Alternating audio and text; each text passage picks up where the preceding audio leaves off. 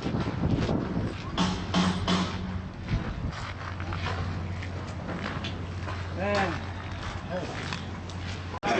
long's this one been with my... Pardon? How long's this been with my... She retired in '79. She was built in 61, and she's a typical sidewinder trawler, Lowestoft Trawler, and she's the last surviving one of this class left in the world. That's a steering control. So if you come stand over there, chaps. Yeah. And I'll tell you a little bit about it. Yeah. Okay. So this is a conventional side trawler, and like any other trawler, she tows a big net behind her on the seabed. But the reason she's called a side trawler is because all the equipment is launched over the side, the fishing equipment, and then when it's brought back on, it comes back over the side. But when she's actually towing the trawl, this is a very crude drawing, but you can see there's a ship. These are 2 wire hawsers going down to the seabed with a massive net dragged along the seabed. And the bottom of the net has got big rollers on it like that, a bit like a string of beads. They roll along the seabed, and on the headline, which is only 6 feet up, they are floats, which we call cans for some unknown reason. Hello, ladies and gentlemen. The sea's quite shallow around here, isn't it? It's not all that deep, really. Pardon? The North Sea's not that deep, is it, really? Yeah. Not that they've just done some kind of fishing deal, haven't they? Oh, What do you think about that? Do you want me to take these people? Do you want to join in, ladies? Just come over here. I'm just going to tell you a bit about the ship, and then we'll go on our way, all right? All right. So this is Mincarlo. She's a typical side trawler, which means she tows the trawler along the seabed behind her, like any other trawler, but all her equipment is launched over the side. The trawl and all the fishing equipment goes over the side and comes back over the side. What, on a boom? No, you'll see it. These big arch things, these are called gallows. Right. There's one up forward, up the front, one here. And that's the fore gallows and the after gallows. And all the weight of the trawl is on that. But when the net is all over the side and the wires are going down to the seabed, a huge hook is thrown over them and they're heaved in by which, here, not a chain like that, a big chain, like an anchor chain. Yeah, yeah. And they're put in a block, and this is the towing part of where she tows it from. Okay, so all the weight is on this at this corner. So this ship carried 11 to 12 men, sometimes 12 depending on the situation. She had a skipper, a mate and a third hand, the third hand also known as the bosun. And I'm not trying to be dramatic, it's pretty harsh on these things. Yeah. I went when I was 15 sailing out of Grimsby up to the Arctic on trawlers. And the skipper is God on these things. Yeah. And you call him skipper, so you don't say good morning Fred or anything like that. Yeah. You'll only do it once. But there was no political correctness and no health and safety. All right. I've got another gentleman. You can join over here, sir. Anyway, just to quickly show you, this is a very crude drawing of a trawler towing the trawler forward up the front, one here. They're towed ahead of the net along the seabed, and this chute runs on the seabed, and these angle brackets here, it's sure that they are towed through the water at that angle like underwater kites, and they oppose each other and keep the net wide open. The mouth of the net is 80 to 90 feet wide, nearly as long as the ship, and but the height from the ground that has rollers on, the ground rope, and the floats up here is only 6 feet, 2 meters for you modern people. All right. So anyway, so this track is towed along the seabed. As I said earlier, the skipper is God on these things, and he will decide how long you're going to tow for. It could be an hour, it could be 4.5 hours. Depends on fishing, depends on weather, depends on the forecast, depends on the price of fish in the market. There's all sorts of things going through here, and the nature of the seabed you're towing on. If you're on very rough ground, where it's likely to rip the trawl, you mainly keep it in there for an hour or so, and you bring it up so that you've got time to mend it to get it back down again. Sometimes you're on very smooth ground, but there we are. What's the ground like out there? Very sandy. Very sandy. Very sandy and shallow here. Yeah. You wouldn't fish anywhere around here. How far do you have to go out? Well, the skipper he makes his decision. He can take you where he likes, but you're constrained by fuel. You're constrained by the distance with the ice melting that you can keep the fish in, and everything else. But a typical trip from here would be you'd go out of here, steam 150 nautical miles north or east up to the Dogger Bank or somewhere. And Quite shoot far a gig. down. Yeah, sometimes. And if he doesn't do any well there, he may move to another part of the Dogger Bank, or he may say, get the gear aboard and steam 10 hours somewhere else. But really the skipper on these ships would fish anywhere between southern Norway, Straits of Dover, right over into the German Bight, anywhere he likes. Okay? So we're going to take you on a walk now through here. Be careful of obstructions like this. This used to be the natural bottom of this door, to give you an idea what it's like with the amount of water on deck. In heavy weather, the crew would be put out there to haul gear, and these water supply doors would be shut behind you because they've got to keep the safety of the ship, and the ship goes round in circles when she's hauling her gear, and therefore you take in many seas. All right. So we're going to walk down here. This little corridor on a trawler is known as an alleyway. So we're going to walk down the alleyway. Look in the first door on your left, on your port side. You'll see this is the crew's washing facilities for 10 of the 11 crew. Oh wow. Quite basic. Very basic. Not much privacy. No. Oh wow. So Is that an ashtray while they're on time? yeah, probably. Yeah. Mind your footing here. Come in here.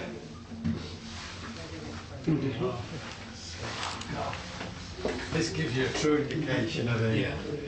I'll wait till we've got it. Come in. Stop everything moving about. Yeah, they're called fiddles, so they don't actually spend most of the time cutting your food up and holding it like that. You're going like this. So it's a crew of how many? 10, did you say? 11 to 12. Generally 11, but sometimes 12 if they have a trainee on board. So you come in, guys, and then these people can get in. Move down to the seat there, you're right. Got your face free something. That's it, alright. That's it. Right, so this is the galley, the kitchen on board. Alright. Would it have been a full-time cook? Then? Yes, he had a full-time cook. He had to produce 3 hot meals a day, plus tea and all that sort of stuff. And although he didn't have to face the dangers of the deck, believe me, in there in extreme weather, that's a dangerous place to be. Yeah. Boiling hot liquids and God knows what it is, dangerous, really. So these are known as fiddles on the mess deck table, and you well, that's technically the idea, but the truth of it is, in most conditions, in particularly winter, these are useless. This lot would just be crashing around, and you would cut your food up first of all, and you'd all be like this, eating it, sometimes going like that, like this, like that. It's like a ballet. I want to go, whoa!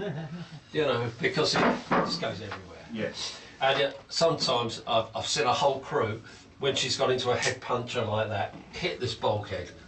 Yeah. Yeah, it can be pretty violent. And she fishes in any weather.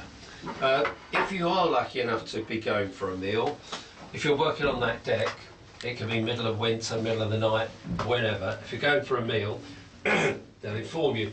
They say they shout dinner-o, breakfast-o, whatever like that, so you can hear them in the wind. You had to come off the deck, get your oilskins off, boots rolled down, eat your meal, all that gear back on, and within 30 minutes be back on that deck. And you would not be. Did they eat a lot of fish?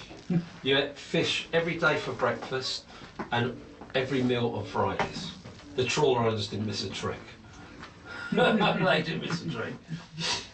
But yeah, so these pictures, these are all ex-volunteers who've passed on. Do you want to come in, madam? That's right, we'll pop in and have a look when you've done your... All right, well, I'll go round that corner. You can all follow me and we'll wait for you. We'll wait for you. You can see the kitchen in there, you like that? The kitchen and the table, yeah? Yeah. If you come this way, guys. Is this like the original stove? No, that's not the original. The original was coal fired. Yeah. We'll just wait till we've got all these guys out and that young lady and the other one Young lady. going. That's all right. You all right? Okay. Oh, look. Have a good look, and then I'll take you all down here. We're going to go down a companionway now. It's a stairway. We call it companionway. It's a ladder at that angle. It's very good. Just face the ladder and go down and hold the handrails. Okay. So, like this. So how do they know I mean, you watch programmes on the TV and now they have radar, sonar, whatever it is, to track the shoals, I think. Or it just the captain's instinct? Yeah, in those days we had done. The only thing was an echo sounder, which was very basic. It was really for recording the depth of water below the ship's keel, but occasionally you got echoes. I'll show you later. But it was all intuition. Navigation was all hydraulic. Latitude by meridian, altitude, and all that stuff. But there's an early form of electronic navigation, which I'll show you when we go up. Right, so just down here. Oh, I'm going to be careful here.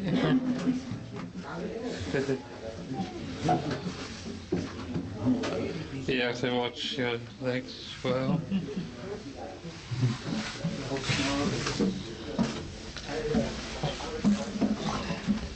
What, you in? Yeah.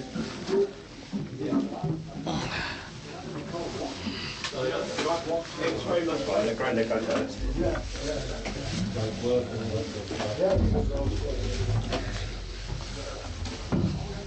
Sure not to hit my head. Yeah, I'll tell you what it's like down here. Cool. You want to throw it? Come on. Come away from that. So this is where they sleep. You can have a sit down if you want. Do you No, want after you, it's all right, mate. All right. That's it. You're doing very well. Boy, you are. What a brave boy. Keep going. Good lad. You can work on shit. That's it. Good boy. That's excellent. You liked that, didn't you? Clever boy. Right, so this is the crew's accommodation. Those two cabins are single cabins. This is the mate's cabin, who's second in command, and that is the engineer's cabin in there. The only real difference between them is the engineer's cabin has an oil pressure gauge on the bulkhead on the wall in there, so you can wake up and see everything's still running. In here you would have all the deck crew, the cook, and sometimes the decky learner. That's the trainee on board. He's known as the decky learner, and he'd be a 15-year-old boy. Down here, you'd probably look at it and think, well, for something built in 1960, it's not too bad condition.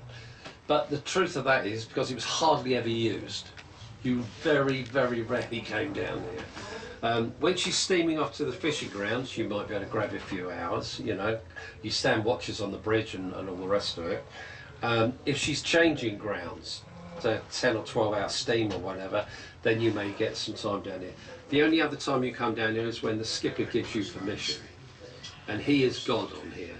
And he may say, right lads, you've got the fish away, get in your boats, you've got an hour, and then we're hauling. And you would go, because you might be up 24 hours the next time. It really was pretty severe.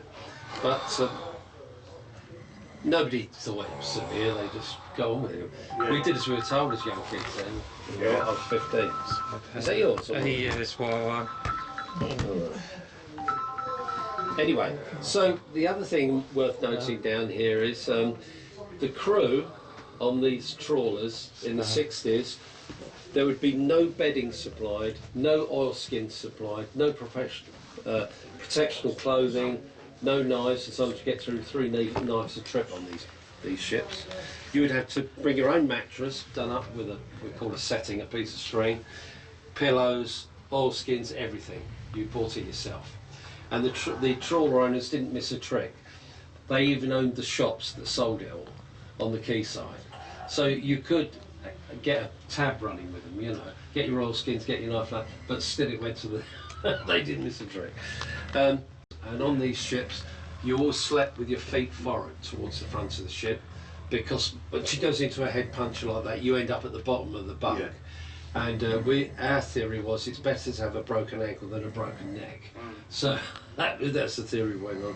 And I've been thrown out of one of these in bad weather. How long were you a fisherman then? 6 years. I did 19 years at sea. First 6 years of my working life, I was a trawlerman, sailing out of Grimsby on bigger trawls up to the Arctic. Yeah. Same deal, just a bit bigger. And in fact, the ships were twice as big and had 20 crew and all that. Yeah, so yeah, it was So it's no fish, no wage? no, it didn't work like that. Oh. It was what the fish sold for. So what would happen is, as a young boy in those days, you would get something silly like, I think it was 13 quid a week, or so, basic money. But then when the fish sold on the market, you would get what's called poundage, which was a share of the catch. And to give you an instant, my friends at school were doing training, getting apprenticeships and getting £2 a week. When I signed on a trawler, I was on £5 10 shillings a week. But then I got, on my first trip, I was galley boy, used to carry a galley boy on those big trawlers. On my first trip, I got £37 poundage on top of 16.5 quid. So it was like, wow. You were the man. The truth of it was that it wasn't always like that. Sometimes it worked. It could go really badly wrong. You could have a glut of fish on the market. It sells for fish meal, goes for rubbish money. You get hardly anything. But overall, you were better off than the average man in the street. But you went to hell and back to get it. You know, there was no easy way. Did you enjoy the job then? I did. I was still mad. That's it. You know, that's why I volunteer on these things. And yeah. I still do rope work privately for other people. So I learned a lot on it, really. Yeah, so all the crew How would did you be... get over the fear? How long did the fear last? The feel, I say, on those Grimsby trawlers going up to the Arctic, you used to have to be galley boy for 4 trips. Yeah. That was to get over seasickness, the motion of the ship, and Yeah. used to shipborne life before they put you on the deck. Yeah. But I'll give you an instance. When I first was made decky learner, I was still 15, I left school.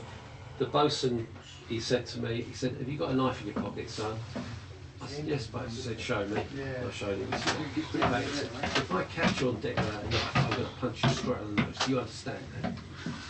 That was his first words. I went, "Yes." He said, "I don't care about you." He said, "I want to know if your mate's stuck in that gear, you can try and cut him out of the net over here when he's going over the side." As well as men in Europe. I've never forgotten it. But there you go. So anyway, we're going to go up now, we're going to walk across the top of the engine room, and we're going to end up on the bridge. Right. Okay? So mind your heads and your backs on here, guys, just keeping close to us. Come here, Danny. Come on, stand next to me, then I'll take a picture.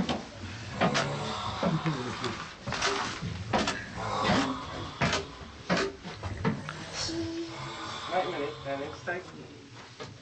Careful. Danny, you want to go first?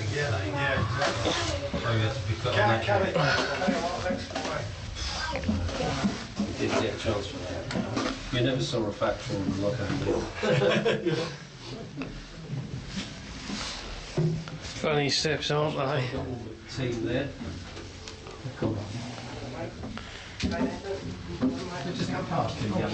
That's all right. Well, that's now. Yeah. What a step here. Well, right. Let's go, everybody. So this is the engine room. If you had a nice engineer, when you've got all your wet oil skins and bottles, he might let you drape them over here, all dripping down there.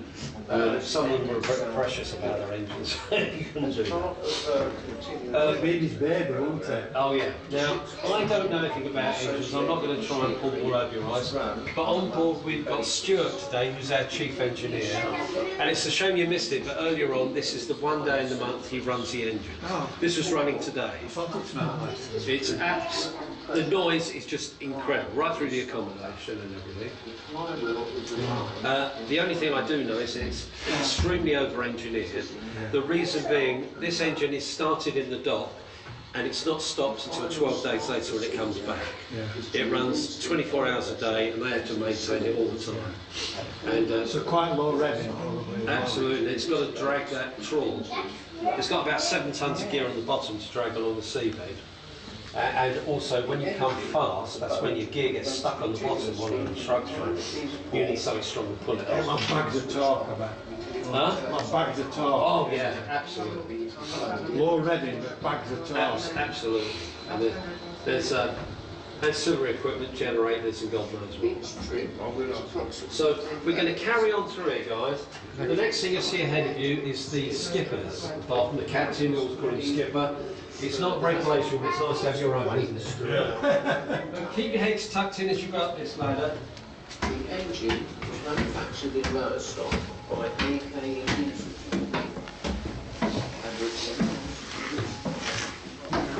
Yeah, we're going to the bridge. You go there first, guys.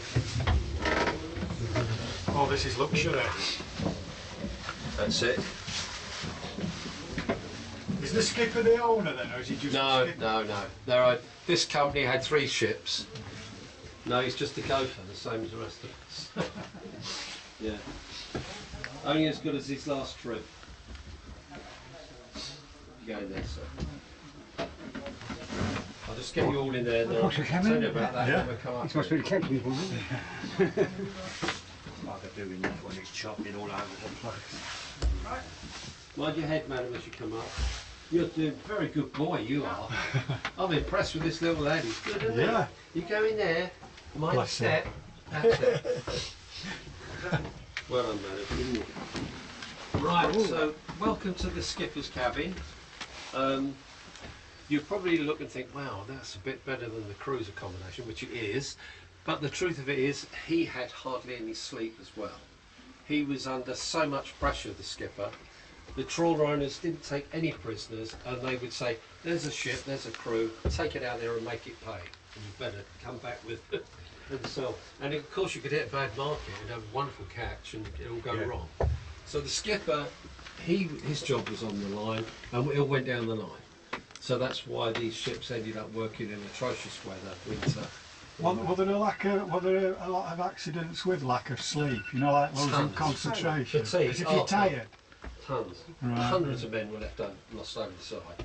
Hundreds. Cool. Excuse me, I'm not trying to look at that in there. Yes, so the skipper was under so much pressure, it just went down the line. If you look here, there's not much room in here, but this, you see where hinges were, that used to be his chart table. And if you look up there on the deck at the ceiling, you'll see charts in there. Yeah. That was his navigational charts, and he would do all his plotting just there. Right. And then he would come up onto the bridge here and make it work. So I'll take you up onto the bridge. Don't fall down the ladder as you come up.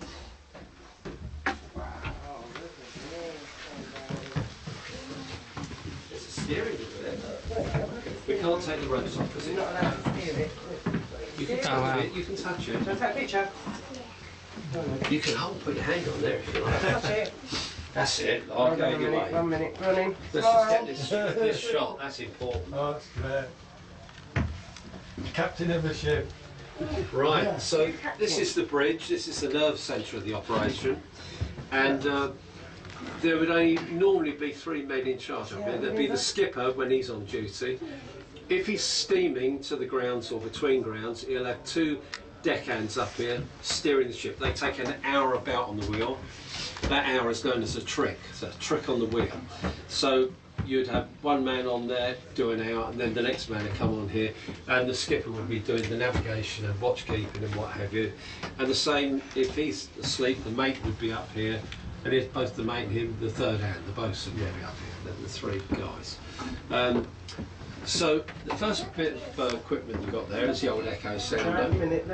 That gives an accurate depth reading from the keel down to the seabed, so it's a navigational aid. But over the years, the skippers started to notice small shallows above the seabed, and it related to how much they were catching. They realised they were shoals of fish, and so they started to use it as an early fish finder. It wasn't very good because it's hardly any definition on that with the depth of water and what have you. Is there a toilet on board? You can have one, or anywhere? That's where you can have a wee. Yeah. It's about, you have to go right back down the step, right in the back where I started with you, into that first little place you went in. Is that right? Yeah, Yeah. lovely, thanks. But nothing more than a wee. No. Is that 3 cups of tea? So, yeah, but they started to notice that, and so the early fish graphs were based on echo sounders, and they used it to try and qualify there was fish there. It wasn't very accurate, if I'm honest. Anyway, that brings us round to these 2 pieces of equipment. This is an early form of electronic navigation. This is a Decker navigator, and that's a Decker plotter, and they're co-joined by cables. And This is known as the master, that would give a readout, and these three are known as the slaves. The colours diminished over the years, a bit like me really, but that was red, green and purple. And they corresponded with a chart like this. These were coloured lanes as well, red, yellow and purple lines. But over the years it's faded. And by interpolating, just like a graph system, you could calculate where you were, or at least where you think you are, because it wasn't always that accurate. Sometimes it was spot on, and when we could fix it with a terrestrial fix, we'd check. If you couldn't, you relied on that. Sometimes it was totally inaccurate, it went up to half a nautical mile out, which is fine unless you're between these sandbanks off the Norfolk coast at night. At sunrise and sunset, these used to spin round out of control for some unknown reason, some sort of atmospheric conditions, and you didn't know where the hell you were, and it was back to basics. That would be latitude by meridian, altitude, and dead reckoning and what have you. Which brings me to the compass. That's the steering compass. It would really be pointing north, but this hasn't been adjusted for about 40 or 50 years. So it's had its day. In fact, I brought a compass on board just to see how far out it was. Let's just have a look.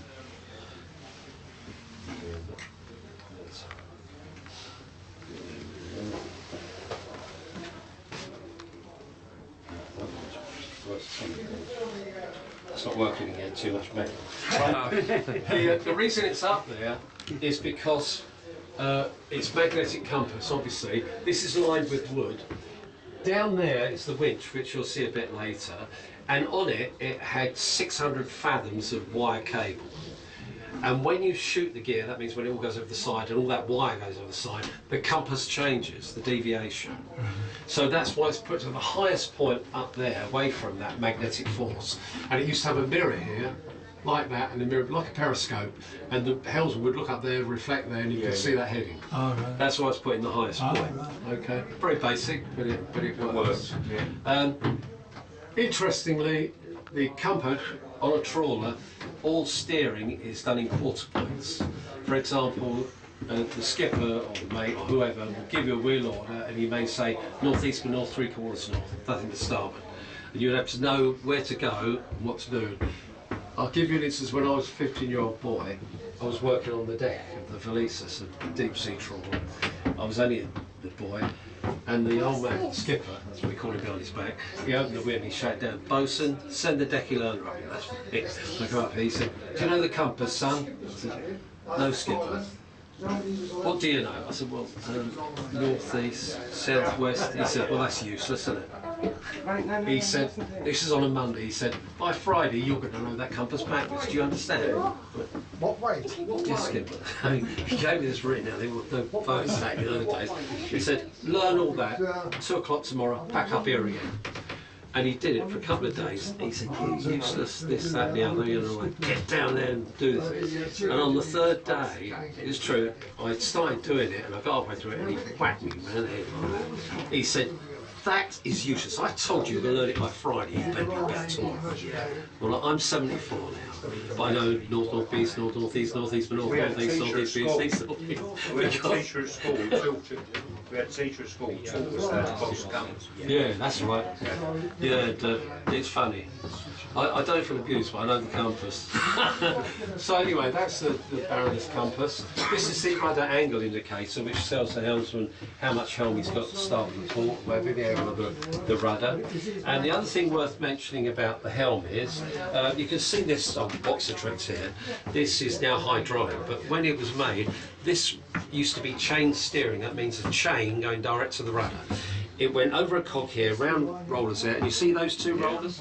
The chains went over those direct to the rudder, which is fine. It's quite, you can't break it, but the thing was, it was exceptionally dangerous on this wheel. Because when she dived into a head sea like that, if the rudder came out of the water and a wave hit it, it would come back in. It would take your head off that. It'd break your arm. Must have been a few accidents. It was very dangerous. So what you used to do, you'd be that side, obviously. She used to lean back and hold on those 2 outside ones in heavy weather when she was diving. Because if she suddenly went like that, it would just break your arm. So you had to hold on. So when she became a rig standby vessel after her fishing days, they put hydraulic in to protect the helmsman. and also, same as this is to signal the engineer what you want to do, full speed ahead, full speed astern, whatever. That was also taken out, or we left it there to look pretty, but it was disconnected and this was put in just like a Broad's cruiser, so you can control the speed from up here. All that did was tell the engineer what you wanted, and it was up to him to turn. Keith knows, Keith's an old trawlerman. It's up to him to make that happen. In fact, he was playing second engineer today, wasn't he? Oh, right, yeah. Yeah. We had the engine going this morning. Yeah. So these were taken out and they ended up. Would you say it was the UK's most dangerous occupation then? Did you have It any was in those resilience? days. One of the pistons I went can down. remember They all go down. saying that it was 37 times more dangerous than coal mining. individually. Yeah, because coal mining is obviously dangerous, but this thing's on another level. Yeah. Really. Oh, it was. We couldn't- There's so many ways you can injure Yeah. yourself. Oh, rope straight over the side, washed over. Even today it's dangerous. So it's still got People most say, still run. always say to me, did anybody fall over the side? I say, nobody Yeah, falls yeah. over the side, they get washed over. When you take a seat that's coming towards your man that's sea, And the pulling power. you So the pitch on the blade. you know, you just Yeah. say a little prayer. But that's what it was. So that's all that. The only other thing they got is the old radar, a bit long in the tooth, but very good. Would give you a very accurate range of a distant headland, navigation buoy, lights, ship, other vessels, and also you could take bearing off it as well. Get many. Okay, right, so welcome to what's known as the boat deck. Called the boat deck because traditionally this ship carried a lifeboat here. This is not the original lifeboat. The original one was much bigger. It went past right back here, and it was a lot bigger and higher, and it was capable of taking the whole crew. But we don't know what happened. The crew probably sold it for beer or something, and this one was donated to us just so that we had some sort of excuse for a boat. But the ship did have two inflatable life rafts, starboard and port there, and to operate these, you would undo this clip. Two men, because it was heavy side, it's light there, but when it was fully loaded, two men would have to hustle over the side, making sure this is all being tied to the ship, and then you pull like hell on that, it's called a cleaner, and it explodes into a inflatable life. Hopefully I've got no way. But that's what we're going to go over here. And because she's a merchant ship, she carries a red ensign like any other non-military vessel. This mast is known as the mizzen mast. Its basic job was to lift the lifeboat, and also they had derricks during the fishing operation, which are gone now. Other things like this that used to go to the side, and they would be shackled to that. On a vessel that's over 50 metres long, this is under, there would be a second white navigation light on this mast. So we're going to go this way. It's actually quite a big ship, isn't it? It doesn't look all that big, but when you're on it, Yeah, so this is yeah. it's a nice easy stairway, but be careful.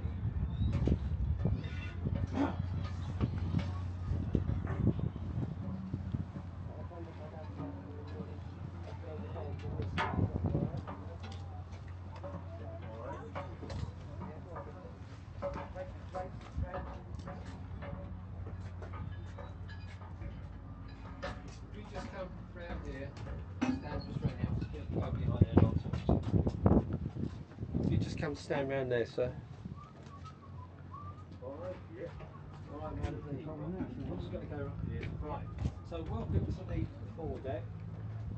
The foredeck and the starboard side, down that side, is where all the action takes place, is where the crew are working, hauling and shooting the gear on this trawler. That side there, the starboard side, is exceptionally dangerous when she's hauling, because the skipper has no choice but to bring the ship broadside to the weather. Because this side, you've got to keep the ship from going over the gear and getting all that in the propeller. So he has to, even if you're head punching it like you see on television into the waves, when you actually haul the gear, he'll bring around so that those waves are broadside to you, the wind waves that.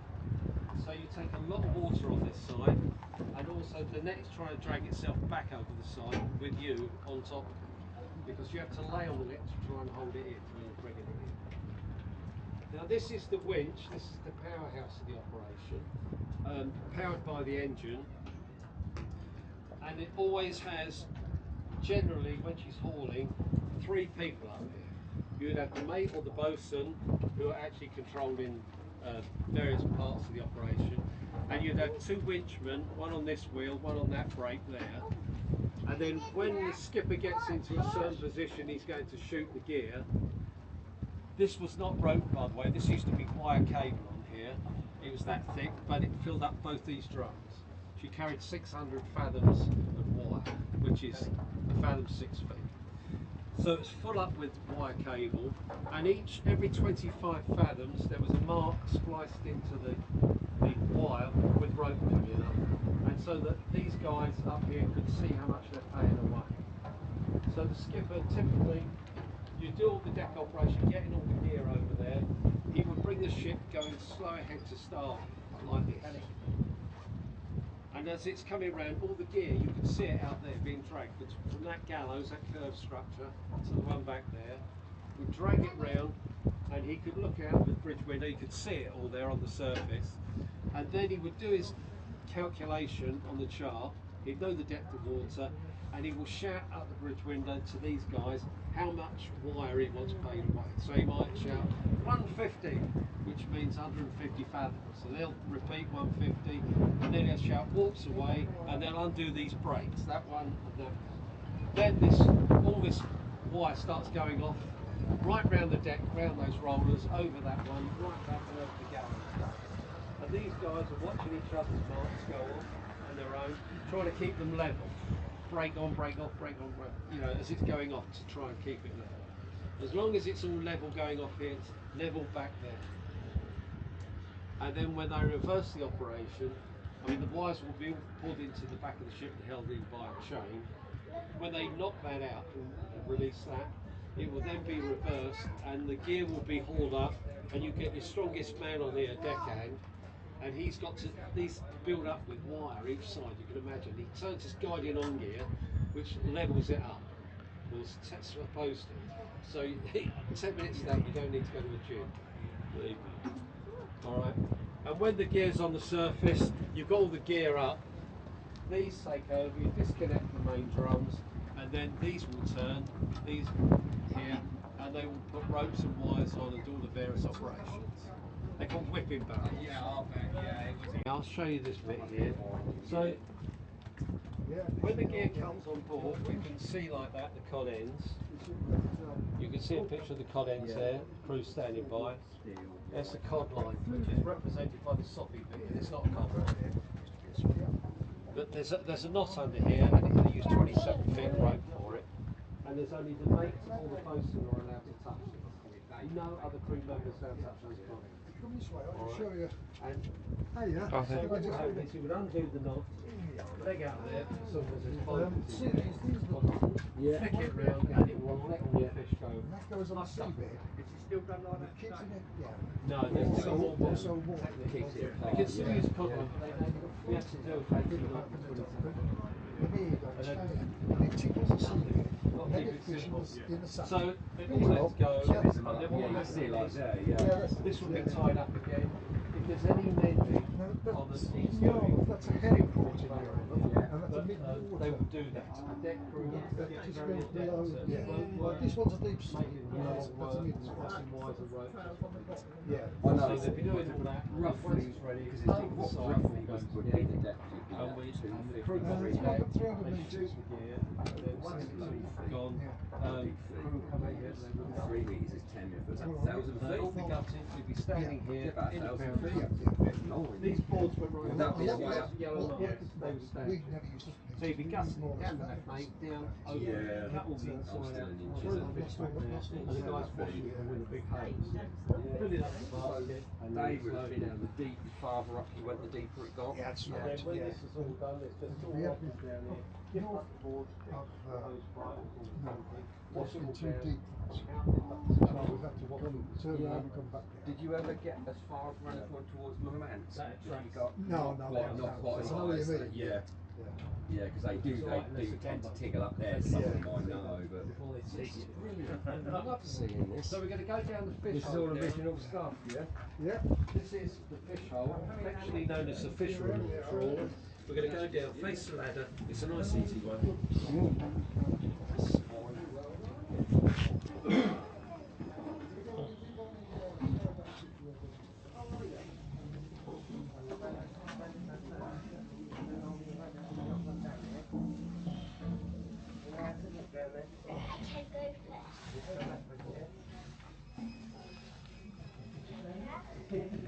we've made it to a museum. This is where all the fish ends up. Yeah. No, that one back there. I'll tell you. Cool. You hold on. Both sides. Hold on to both sides. Yeah. Is that Mincarlo or like? So what's it? That's Nego, isn't it? That one. That's Mincarlo, isn't it? Here we are. Oh, we see it. Yeah. What should do this next? Right, so welcome to the fish room. Back in the day when she was a trawler, this stairway wasn't here. That hoodway was there, that's just a hatch with vertical ladders. And this is a full step, it went right down to the bottom of the ship there, down here, alright? And it was only put in when she became a rig standby vessel, because her role then was to have the capability to rescue 60 men from a burning oil rig. That's what she did after this.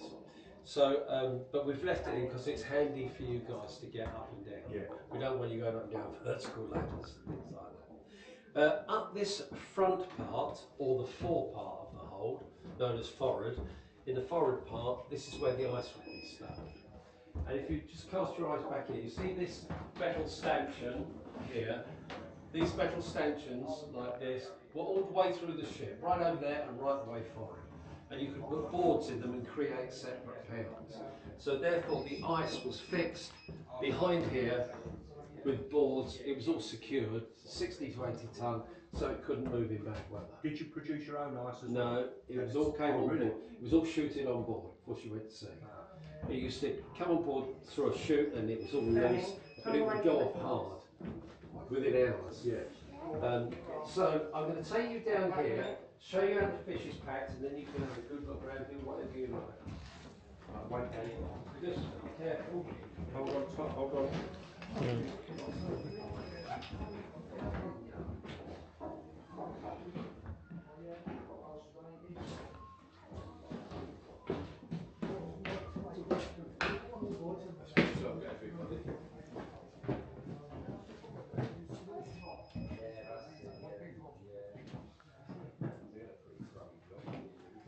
So, the fish would come down in a basket load like that, full up, extremely heavy, that would be, and everything's washed. So then the deck crew would build up, there'd be thousands of these wooden boards on board. They would build up what we call a shelf, they would put ice down, and it'd just be down there. They would put a layer of ice, layer of fish, layer of ice, layer of fish, layer of ice, layer of fish. And then, when they got close to another area, like this shelf here, about there, they would stop, and then they would put in a shelf and do the same again. The reason being they didn't want to crush the fish at the bottom. So everything was preserved.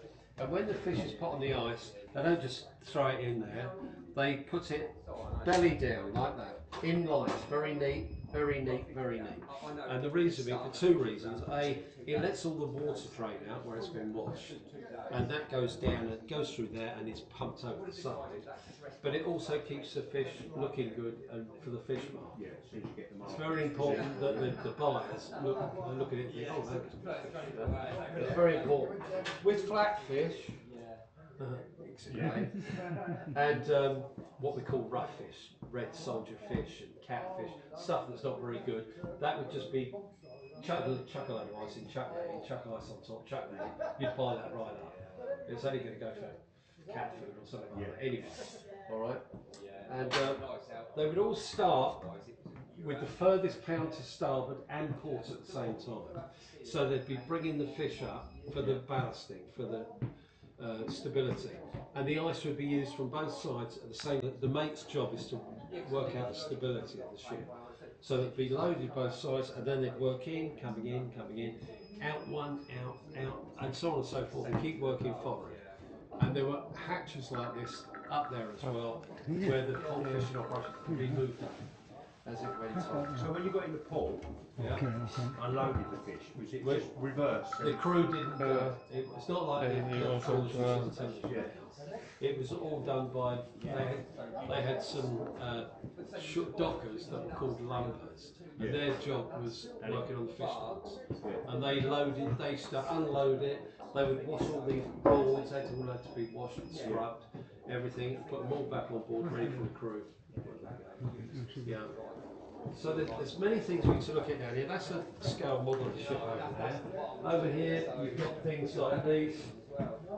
When the ship's at sea, the nets are broken, or we call it paralysed, when they're ripped to pieces, you've got now to mend them. And you soon learn, you're taught how to learn do that very quickly. Splice ropes and wire cables with marlin spikes.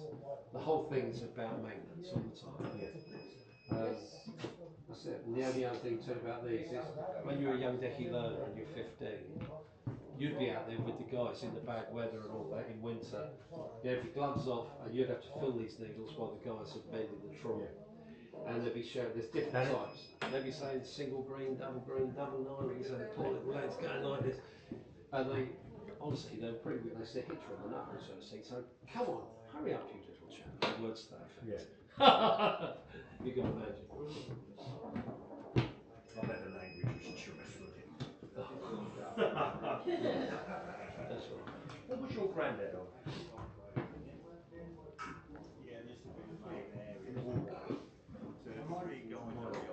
A lot of trawlers go back to I had an uncle, great uncle. He got shipwrecked twice when he was mine swept. But he was just funny. And I was sitting in the pub and he said, first they're in the channel. He was the cook and he was back. So and he said, the ship started going down. He said, I don't think the galley started. She said, next thing I'm out. He said, what did you do? He said to me, it happened to me again. He was telling me somewhere. Down there, straight stone, something. He said, over the slides, I'm out here. I didn't know I was doing this. And twice I got saved.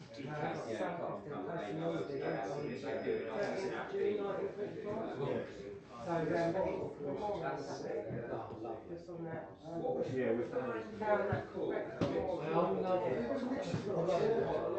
Yes. So you